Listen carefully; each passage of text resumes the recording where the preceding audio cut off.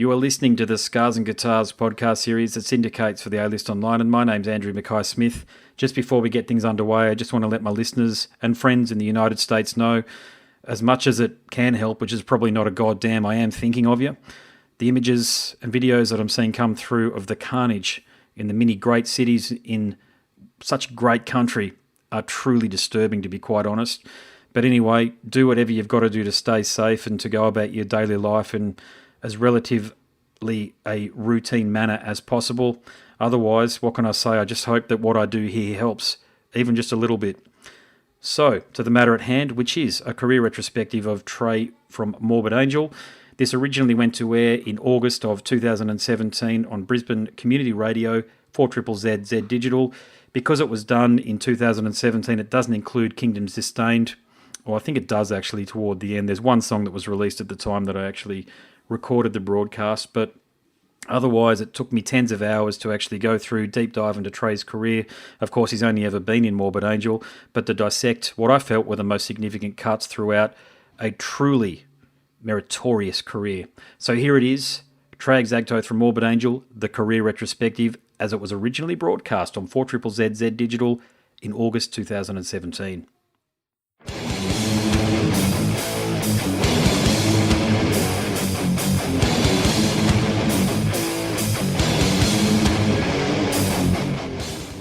Welcome to Scars and Guitars on 4ZZZ Zed Digital. My name is Andrew Mackay-Smith, and I hope wherever you are and whatever you are doing, you are well. This is my second episode, so I want to welcome you to what I certainly hope is an inspiring and rewarding listening experience. The premise of each show is to dive deep into an artist's catalogue of music, highlighting career best performances, recordings, and uncovering aspects of their work that are less celebrated. The subject on today's episode is George Michael Emanuel III, better known as the brilliant death metal guitar virtuoso, composer and producer for Morbid Angel, Trey Azagthoth. The man is shrouded in mystery. There are but a few interviews with Azagthoth on the information superhighway, and many of those predate 2003, the year the Morbid Angel album, Heretic, was released. It is fair to say that gaining an insight into the man himself presents a challenge. I was very fortunate to speak to longtime bassist and frontman for Morbid Angel, David Vincent, for an episode of the Scars and Guitars podcast series this year. David is a gentleman, and he humoured my many questions about former bandmates and musicians that he's worked alongside. When I asked for his views on Azagthoth, his response was that Trey is a very creative guitar player. There is no doubt about that, and I will always respect that. Now, I couldn't blame Vincent for offering a short response to my query, given he'd parted ways with Azagthoth under what we can assume were frictious circumstances. If nothing else, it was interesting to hear that Vincent even mentioned Azagthoth's guitar playing when I asked for the quote. As Vincent alluded to in his comment, what we as an audience do know about Azagthoth, we know about by and large through the man's outstanding guitar performance on Morbid Angel records. What about the music then? Death metal. That's the universally acknowledged genre associated with Morbid Angel. Death metal is defined as a subgenre of heavy metal, with a prominence of down-tuned guitars, double kick and blast beat drumming and percussion, gruff or hoarse vocals, and an image typically associated with death, destruction, anti-religious themes, and the less savoury aspects of life. Morbid Angel's take on death metal includes lyrics and song titles steeped in the imagination of H.P. Lovecraft. Almost constant double kick drumming by the simply unbelievable El Salvadorian-born drummer Peter Sandoval. Vincent's bass lines by and large follow the root note of the melody that the guitar is playing, however he does offer an occasional burst or a fretted trill for a sonic surprise. Vincent also offers a gruff vocal that occasionally incorporates an excellent deep bass clean singing style. Then of course there's the man of the hour, Trey Azagthoth. What about his Hendrix meets Van Halen inspired riffage and guitar soloing? What I just mentioned there is what makes Azagthoth's guitar playing so unique. Very few guitarists in death metal, certainly only a few guitarists from the same era that spawned Morbid Angel, could lay claim to be as multidimensional. So how is he multidimensional? Rapid sweeps of the fretboard are then built into Van Halen-esque guitar solos, clearly definable riffs that are both memorable and brutal. Indeed, many of Morbid Angel's best riffs can be neatly transposed to an acoustic guitar. He has a precise technique, with his fretting hand, which features numerous slides and vibrato, evoking feeling and rich emotion that contain the essence of Azagthoth's brilliance. The guitar is held higher than many of his contemporaries, so the picking hand is often set above the waist, similar to a fingerstyle bass player in fact. The picking hand is responsible for the ferocity through impeccably crisp and even alternate picking strokes. Azagthoth's style is near impossible to mimic. Bill Hudson and Ira Black are doing a tremendous job in the David Vincent vehicle I Am Morbid. I Am Morbid is the band that Vincent put together with drummer Tim Young, who performed on the controversial Morbid Angel album from 2011, Illud Divinum Insanus. The premise of I Am Morbid is to perform classic album cuts taken from Morbid Angel's first 4 albums. Do check out the videos of the band's performances that are posted to YouTube. Azagthoth is important, not just to death and heavy metal, but to guitar playing in general. His legacy is firmly established through Morbid Angel's first 3 albums, 1989's Altars of Madness, 1991's Blessed are the Sick, and the big one, 1993's commercially successful Covenant. Covenant is an album that many fans of traditional radio rock accepted as their first and probably only foray into the world of extreme metal. I will dedicate part of the show to discussing the brilliance of Covenant. The final cut on the album, God of Emptiness, is a landmark song, and it is a fitting number to play first up. So here it is, God of Emptiness from the 1993 album Covenant. Songwriting is credited to Trey Azagthoth.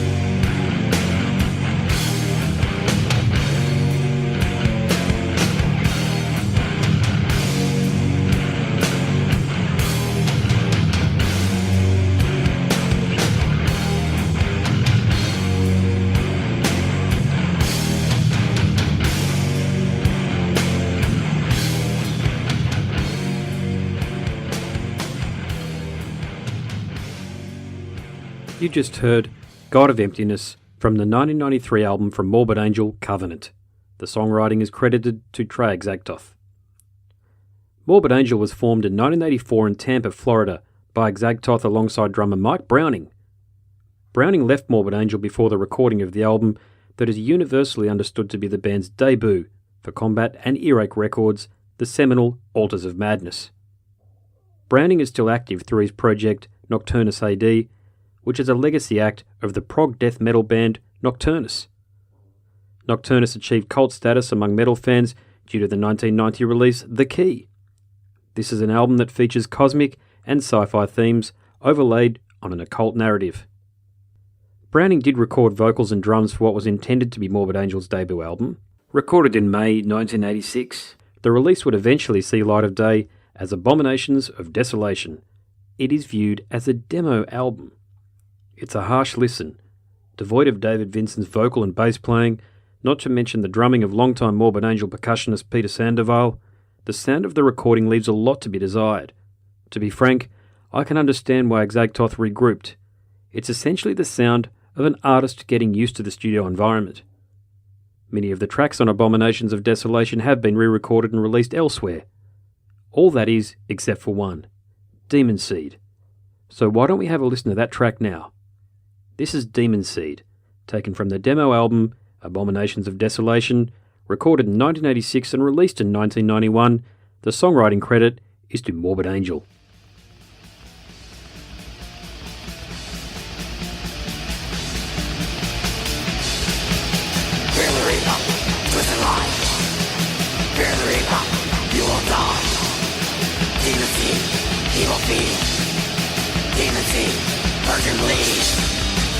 We cut to Western, where we hang and breathe. Yeah!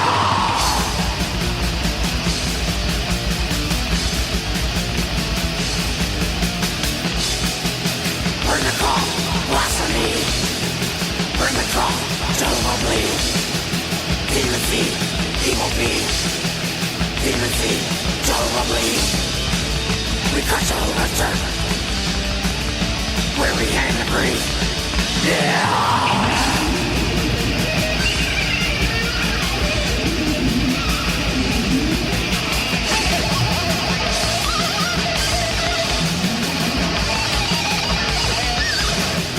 Fear the reaper, listen life.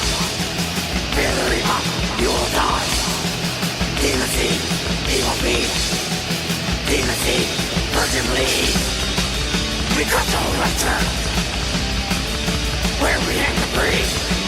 Yeah!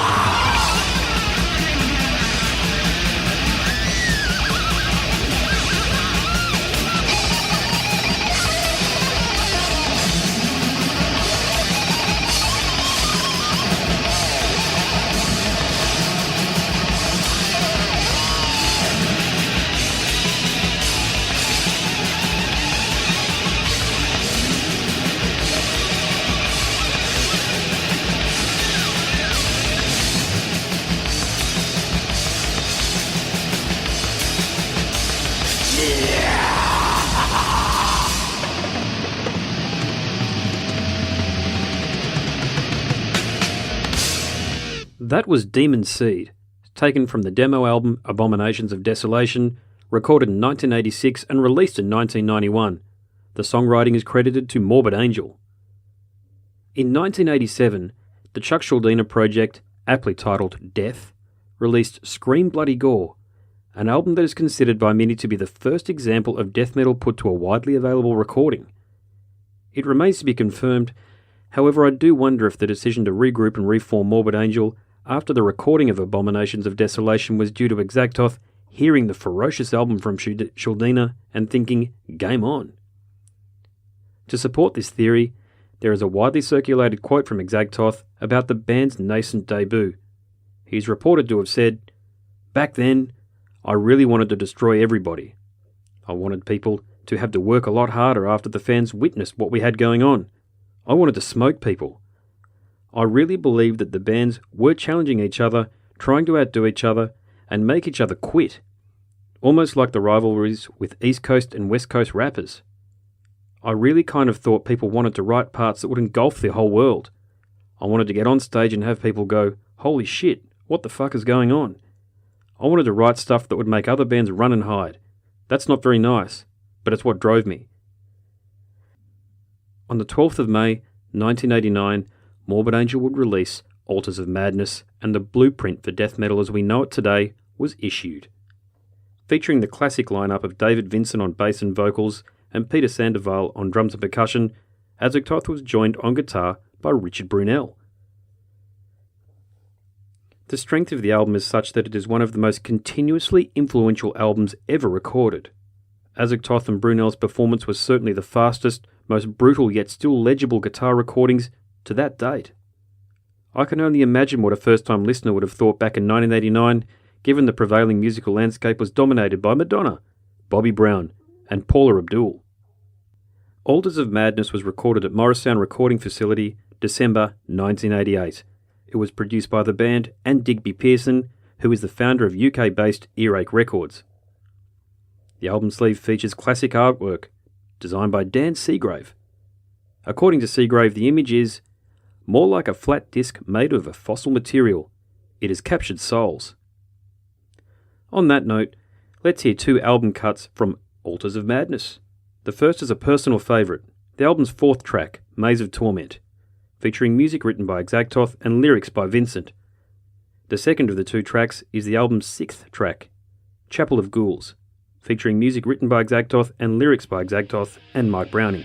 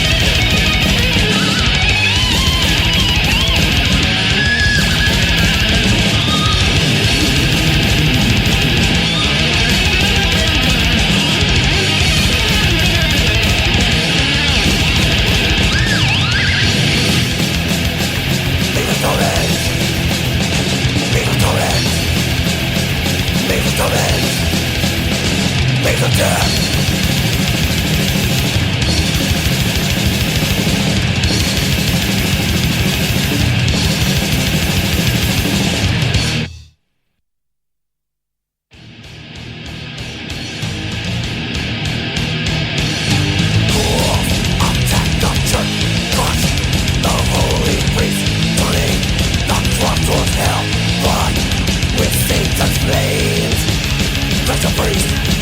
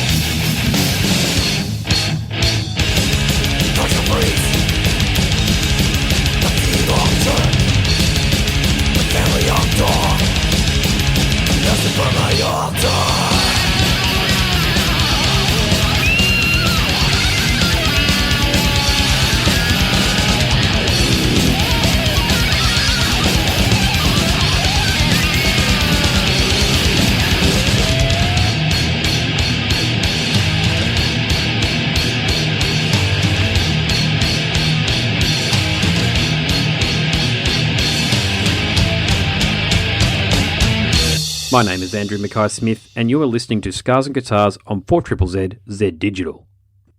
You just heard Maze of Torment, featuring music written by Trey Azagthoth and lyrics by David Vincent. And the second track was Chapel of Ghouls, featuring music by Trey Azagthoth and lyrics by Azagthoth and Mike Browning. Both tracks are from the 1989 Morbid Angel album, Altars of Madness. Azagthoth returned to Morrisound Recording Studio in 1991 with the same Morbid Angel lineup that recorded Altars of Madness. Released in May of the same year, Blessed Are the Sick is revolutionary due to the addition of a denser and more brooding songwriting narrative.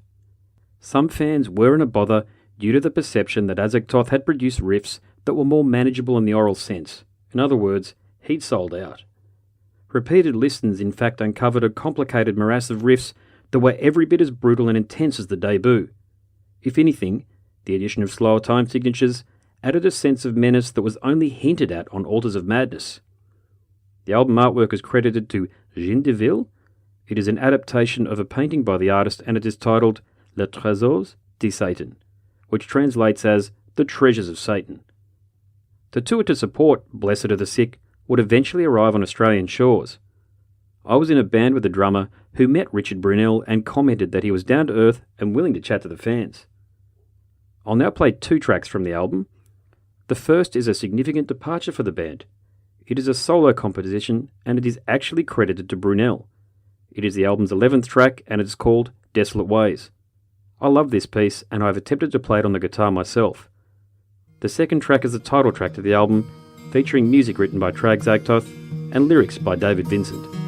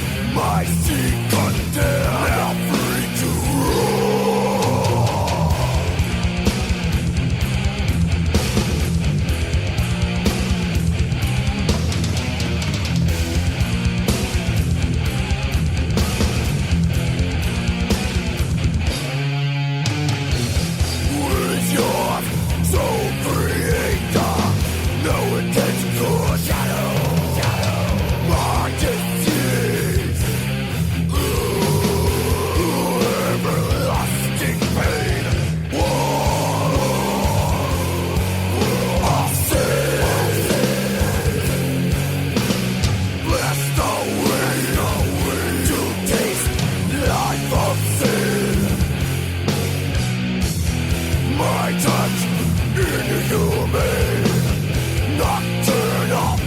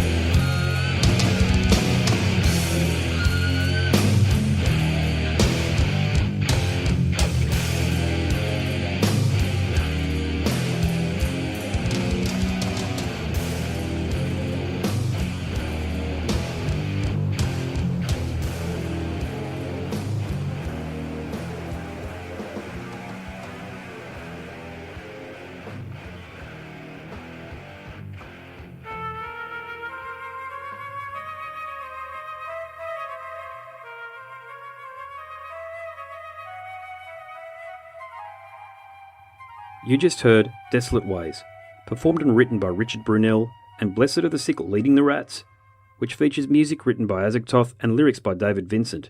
Both are from the 1991 Morbid Angel release, Blessed Are the Sick. Sometime between touring commitments for Blessed Are the Sick concluding and studio commitments for Morbid Angel's third album Covenant commencing, Richard Brunel left the band. He was not replaced, at least not immediately. With so many accolades and praise afforded to Azagthoth's guitar work across Morbid Angel's first two albums, one would think that a release to rival, let alone best those two albums, would be beyond the reach of the man. Covenant was released in June 1993 and has long since been hailed as the greatest death metal recording ever by so many critics. It was released on the major label Warner Brothers through their imprint Giant Recordings, so it had significant resources available for its promotion. This led to the excellent Tony Kunwalder directed videos for the album cuts Rapture and God of Emptiness, interview specials on MTV with David Vincent, and the Zeitgeist of 1993, a feature on the Mike Judge vehicle Beavis and Butthead. We all remember that, right? My own recollections for the video of God of Emptiness are of a winged demon that is summoned by believers. Azagthoth wields his Ibanez Universe 7-string guitar in an ancient room that one could imagine has been used to provoke images of ancient Sumeria. Vincent's deep voice echoes around a chamber, and Sandoval's percussion drones ominously. Believers twist and turn as they bounce to the band's music. The album artwork accompanying Covenant has long been regarded as a vanguard of appropriate images accompanying a death metal album. The images of various objects used in occult ceremonies: a candle, a quill, a dagger, and a page from a book called The Book of Ceremonial Magic, which is by the man who is credited with popularising the tarot card deck, Arthur Edward Waite. The album cuts were produced by the band and noted Metallica collaborator Flemming Rasmussen at Morrisound Studio. The sound across the album relies on acoustics and instrumentation. Indeed, the album's success is due to a feeling that Azagthoth's guitar sits firmly at the centre of the recording and is indeed the musical focus. I would never say the album sounds raw, however it is an album that sounds like it was recorded live, and that is part of its significant charm. I've already played the career-defining God of Emptiness, so let's hear the album's first track, Rapture. The songwriting is credited to Azagthoth, and then the fifth track from Covenant, Lion's Den, with the songwriting credited to David Vincent.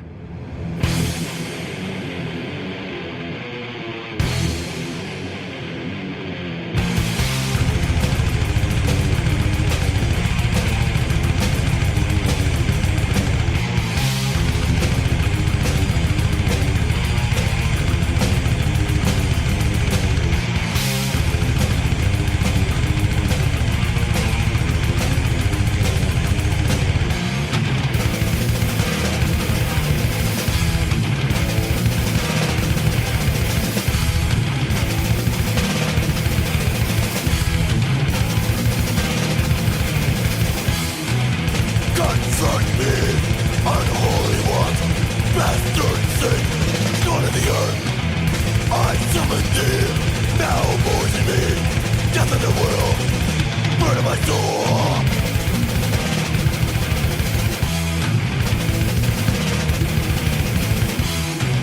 Waits on me, enemies of the land.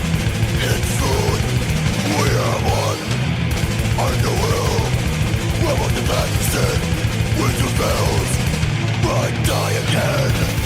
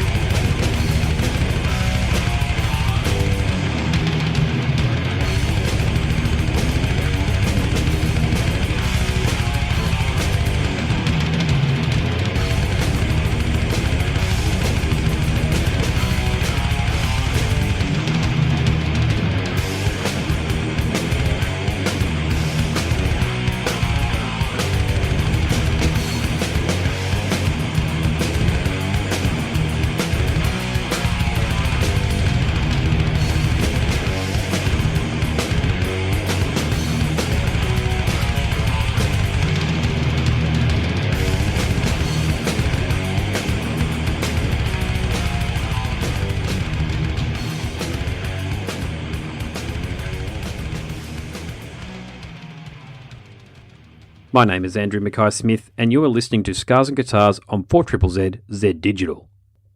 The first of the two tracks you just heard was called Rapture. The songwriting is credited to Trey Azagthoth, and the second track is called Lion's Den.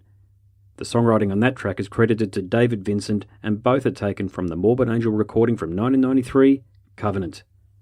Something that is less celebrated about Azagthoth are his experimental musical tastes. Covenant contained a cut called Na Mataru, which featured electronic music that sounds a lot like the pulse of a trans-dimensional portal or just plain old computer game music, and every album from here would feature a track or two of music that certainly could never be considered metal or even extreme. The 2003 album, Heretic, contains a track that I consider to be one of my favourite Azagthoth compositions ever, Abyssos. 1994 was the year that saw the release of a collection of songs under the title Labak Remixes. Labak are a Slovenian group associated with industrial and avant-garde musical genres, so it's hardly a surprising collaboration really. Let's have a listen to Sworn to the Black Labak Remix from the Labak Remixes EP. The songwriting is credited to Azagthoth and Labak.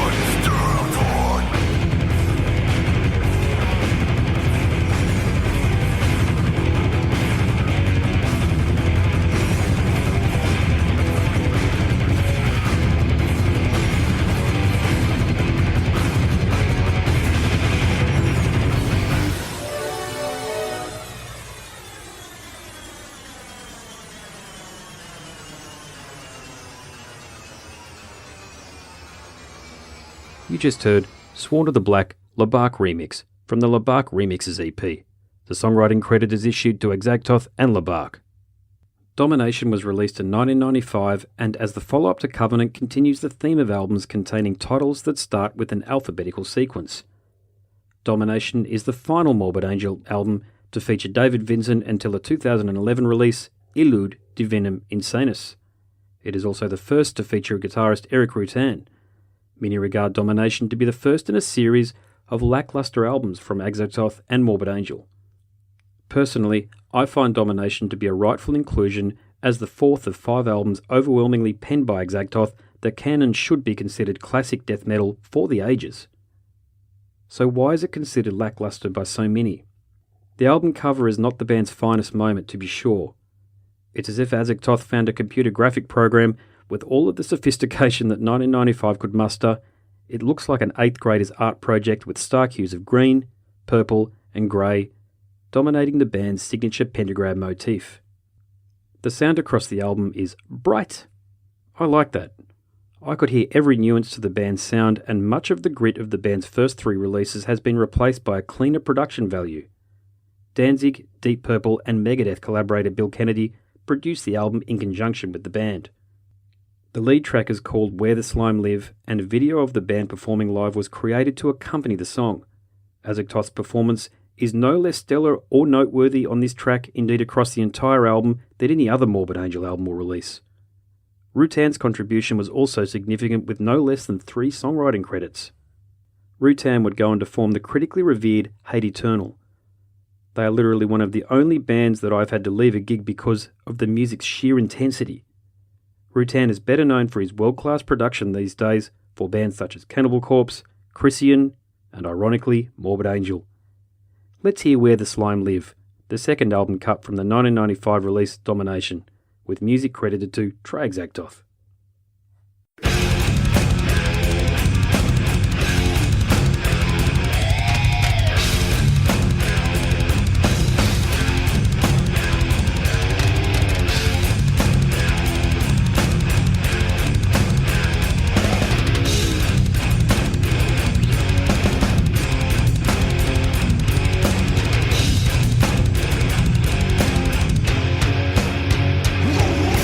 Where the slime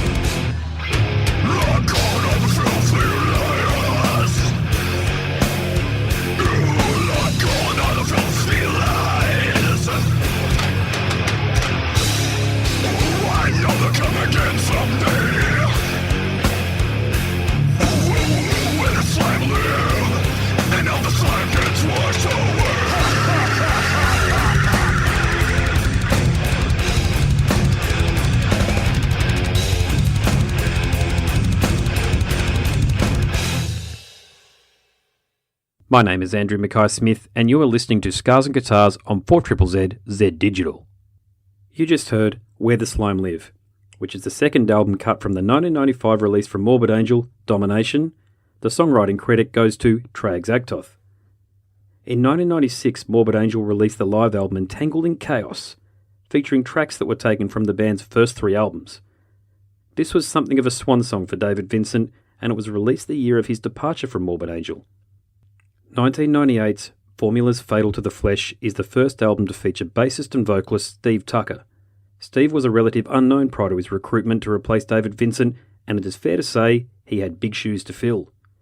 If you've been keeping count, we are now up to Azagthoth's 6th album under the Morbid Angel moniker. For mine, Formulas is one of the greatest Guitar Hero albums ever recorded. In many ways, Formula's Fatal to the Flesh is almost a solo album from Azagthoth, given he wrote the album after the departure of both David Vincent and Eric Rutan. Steve Tucker provides a brutal death metal vocal that sounds a lot like so many of the Floridian contemporaries of Morbid Angel. David Vincent has always injected plenty of charisma into his performance, and in so many ways, Formulas is a better album suited to Tucker's working class technique. Azagthoth wrote the tracks that heave lava. Molten rock cascades through endless depths of a subterranean ocean. One pun have ventured to suggest that Formula's Fatal to the Flesh is Morbid Angel's traditional sound dipped in acid, a psychedelic masterpiece of death metal. It's fair to say that it took me many years to appreciate the majesty of Formula's Fatal to the Flesh. Like many, I wasn't too keen on the absence of David Vincent, yet Trey Azagthoth must have sensed this within his audience and took almost total responsibility for the creation of both song lyrics and music. Let's have a listen to the titanic 4th cut from the album, Nothing Is Not. This is one of the heaviest tracks I've ever heard in my life, so it is easily one of my favourite Guitar Hero tracks ever. The songwriting and lyrics are all credited to Trey Azagthoth.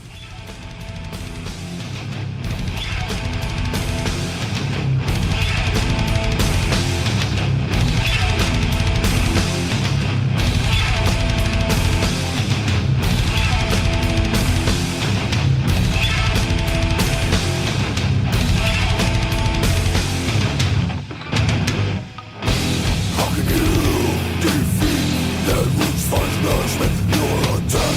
How can you kill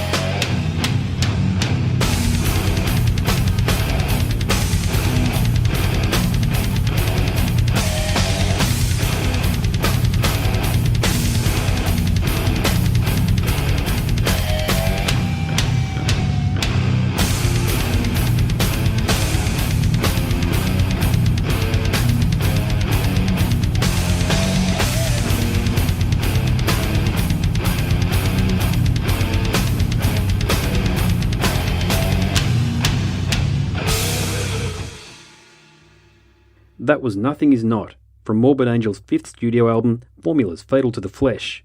The songwriting is credited to Trey Azagthoth. Now, as far as I'm concerned, the album for the new millennium, Gateways to Annihilation, contains Azagthoth's weakest efforts. Music is almost wholly subjective, so I can only view the cuts across Gateways through the prism of my own experience. That said, the track Secured Limitations is a dour affair, and it might not have made it out of the rehearsal room on previous albums or in previous incarnations of the band. It is certainly the weakest track ever credited to the genius of Azagthoth, in my opinion. Another track, Opening of the Gates, is a middling affair that never really reaches third gear in a band synonymous with oral interstellar forward thrust. As always, there are some excellent guitar solos across Gateways. The fretboard mastery of Summoning Redemption is truly magnificent. Rutan had returned for the album, and his stellar rhythm guitar lays the foundations for Azagthoth's inspired solo on this track. Tucker had been alongside Azagthoth for a few years by now. He is credited with the majority of the lyrics, and his name is against many of the album cuts. With the greatest of respect to Tucker, who is a tremendous performer and musician, his songwriting is very different from David Vincent's, and this is mostly apparent across this album. So let's have a listening to Summoning Redemption, the second track from the 2000 release from Morbid Angel, Gateways to Annihilation. Pay attention to the brilliant guitar solo. All music is credited to Trey Azagthoth, and the lyrics are credited to Steve Tucker.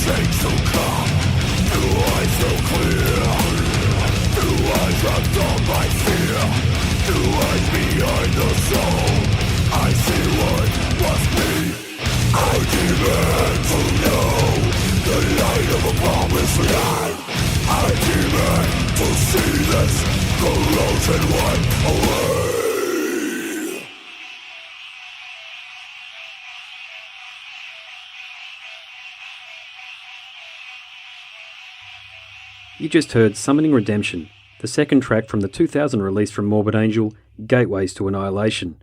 All music is credited to Trey Azagthoth and the lyrics are credited to Steve Tucker.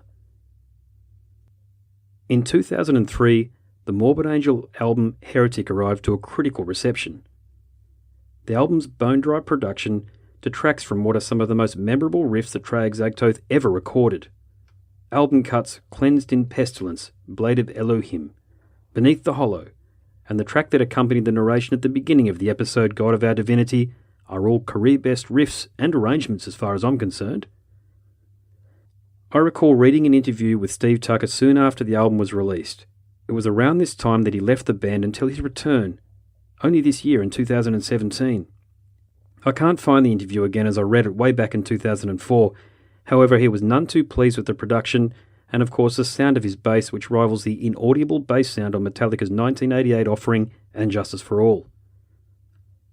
I can't help but feel some sympathy for Tucker. He is credited with the album's lyrics and can certainly play the bass guitar, yet he sounds as if he has a passenger on most of the album's cuts. It is around this time that Azagthoth engaged in the modern-day equivalent of radio silence. His bizarre and fidgety appearance on MTV's Headbangers Ball around the release of Heretic may have hinted that he was far better suited to using the guitar as his voice. I am only speculating here, as when he does speak, he has many profound words to share, so it is a shame that we haven't heard from him in the easily accessible public domain for many years. The first track from Heretic that I will play is Beneath the Hollow, and the second track is the instrumental Abyssus. The music on both is credited to Trey Azagthoth, and the lyrics on Beneath the Hollow are credited to Steve Tucker.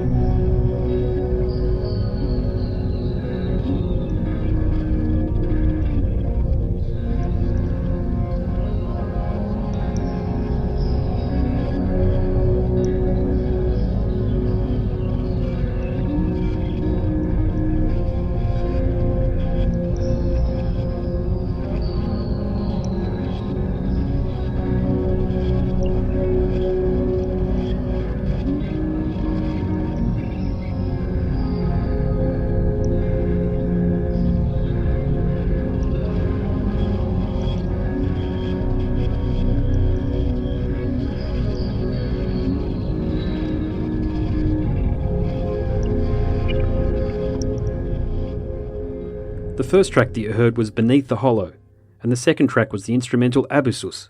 The music on both is credited to Trey Azagthoth, and the lyrics on Beneath the Hollow are credited to Steve Tucker. So here we are at what is without doubt the most controversial moment in the career of Azagthoth. A much lauded return to Morbid Angel's death metal supremacy was expected, as the band's most successful frontman David Vincent had returned to the band due to the departure of Steve Tucker. The 2011 release, Illud Divinum Insanus, is a divisive affair. Indeed, many of the album cuts are far removed from death metal. I simply cannot begin to point out how scathing critics and fans were of the album. Needless to say, it was a vicious reception that awaited Azagthoth, Vincent, and new recruits, drummer Tim Young and guitarist Thor Anders Mirren, aka Destructor. Now, I happened to enjoy the album and felt that a change of pace was always on the cards. Vincent had been performing in the Genie Torturers with his then wife, and the tone of the band could be summarised as goth electro rock. The cuts, Too Extreme, I Am Morbid, 10 More Dead, Destructos vs. the Earth Attack, and the track with the most profound departure from the band's original sound, Radicult, all attracted plenty of the kind of attention the band could probably have done without. Something that was overlooked is that Azagthoth never actually sounded better. The guitar tone on Destructos vs. the Earth Attack is the best that he ever sounded in my opinion. I own a copy of the album on vinyl and it receives a regular airing. Speaking objectively, it was always going to be a challenge for Azagthoth to introduce new sounds and songwriting when he is credited as the greatest living death metal guitarist. Combine that with the return of David Vincent, and many fans simply wanted to return to the glory days of the first three albums. Let's hear Destructos vs. the Earth Attack from the 2011 album Illud Divinum Insanus. The songwriting is credited to Trey Azagthoth and David Vincent.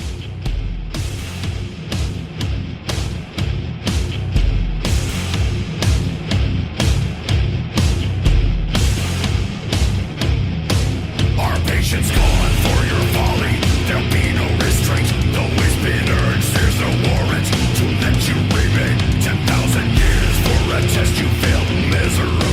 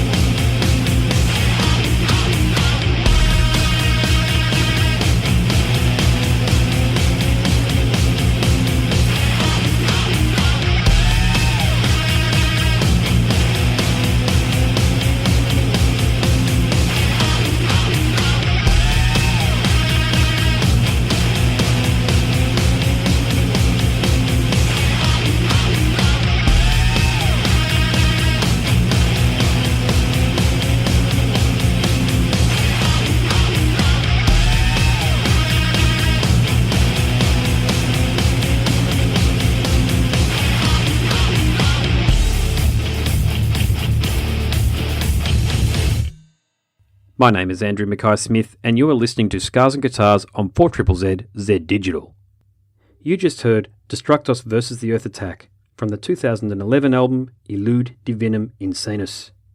The next track is called Radicult.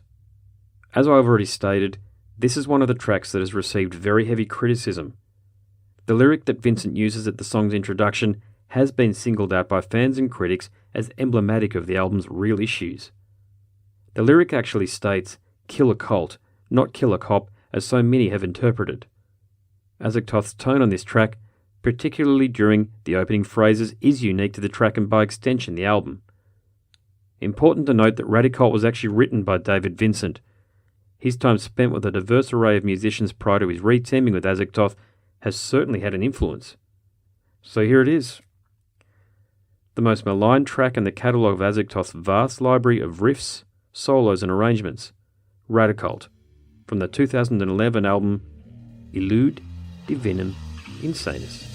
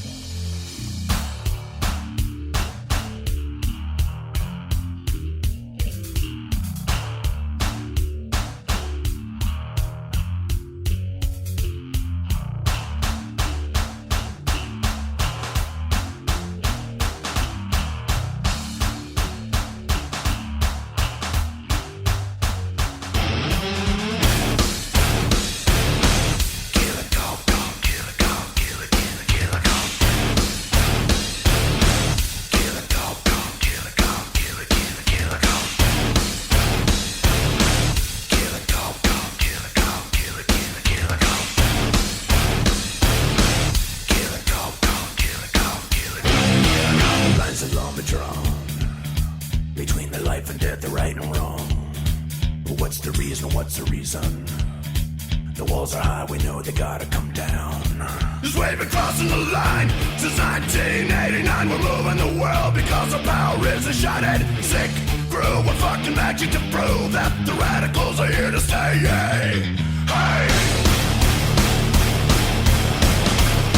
We're living hardcore radical. We'll always be maniacal and animal. Cause we're physical and rational. Already kill it, go to strike fan. Kill it, cop, kill it, cop, kill it, cop. Kill it, cop, kill it, cop, kill it, some part of everything that we see. Feel the rages of the music. What will be given reason and taken away because the boundaries are coming down. Cause how we live and breathe, we're like nasty machines, taking out targets and we do it with these. We've been called, we scream back, never the same as we tear it up as radicals.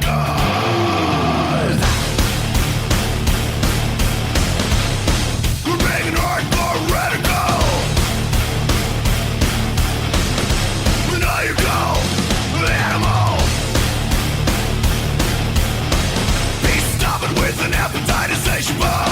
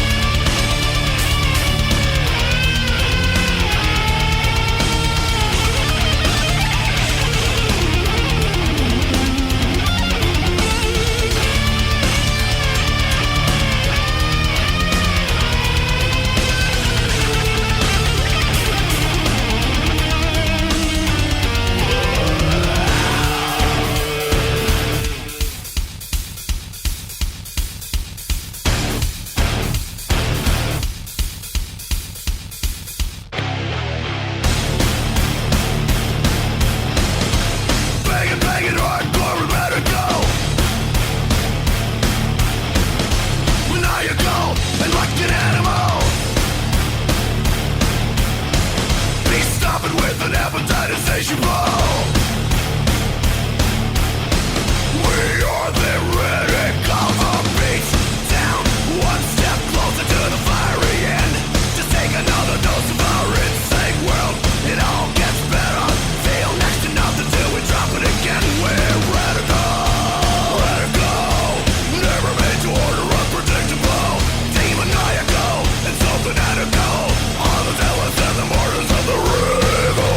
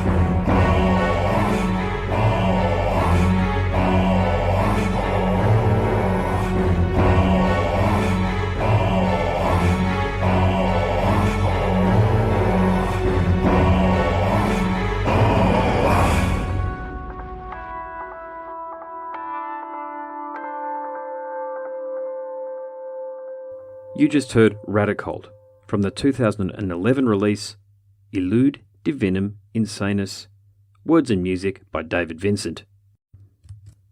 In 2017, Azagthoth is effectively the last man standing in Morbid Angel. The roll call of collaborators and musicians that have shared the stage with Azagthoth is immense. David Vincent, Tim Young, Peter Sandoval, Destructor, Richard Brunel, Steve Tucker and Eric Rutan. All in their own way have contributed to the legacy Azagthoth has created.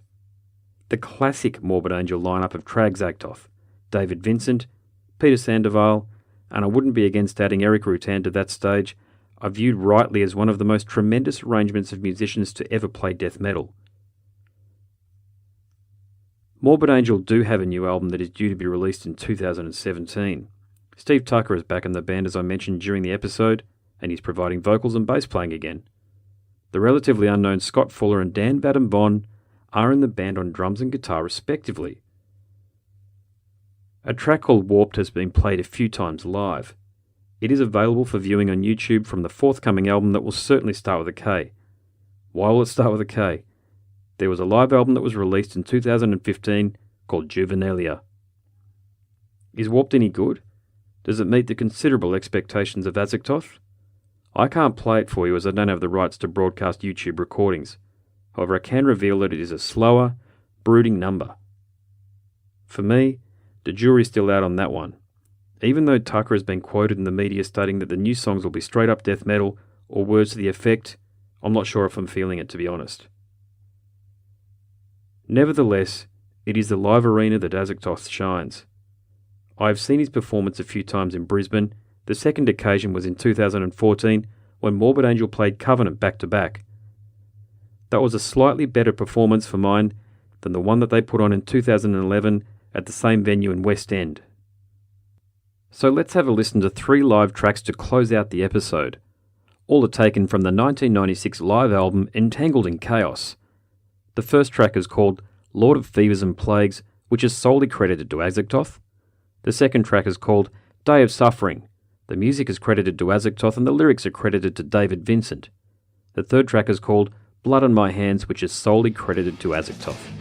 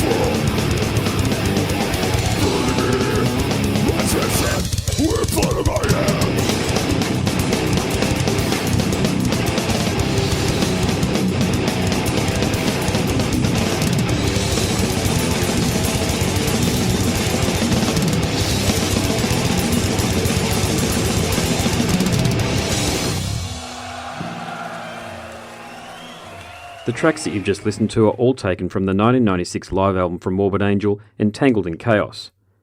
The first track is called Lord of Fevers and Plagues, which is solely credited to Azagthoth. The second track is called Day of Suffering. The music there was credited to Azagthoth and the lyrics are credited to David Vincent. The third track is Blood on My Hands, which is solely credited to Azagthoth. So there you have it, a retrospective of one of the greatest guitarists that has ever graced the stage. I thought it would be both interesting and different to feature a death metal guitarist after I featured flamenco ace Paco de Lucia on the previous episode. I actually see a lot of similarities between de Lucia and Azagthoth. Both are tremendous guitarists. Both are almost inimitable and both have left a legacy that I believe will be revered through the ages and the generations. The track that you are currently listening to is called Invocation of the Continual One, from the 1998 Morbid Angel album Formulas Fatal to the Flesh. The songwriting is credited to Trey Azagthoth. I really hope you've enjoyed this episode. Join me next week as I dive deep into the career and life of Jaco Pastorius, considered by many to be the greatest bass player ever. My name is Andrew Mackay-Smith, and you have been listening to Scars and Guitars on 4ZZZ Zed Digital. It's goodbye for now.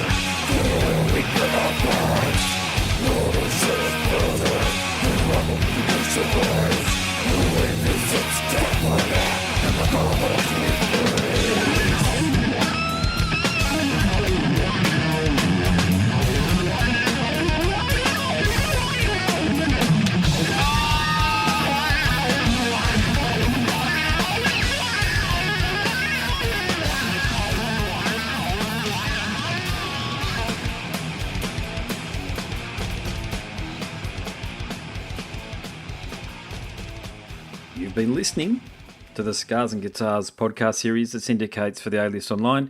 My name's Andrew Mackay-Smith, and that was a career retrospective of the great Trey Azagthoth from Morbid Angel that originally aired on 4ZZZ Zed Digital, that's Brisbane Community Radio, on the 15th of August 2017. Hope you enjoyed it, and thanks for listening.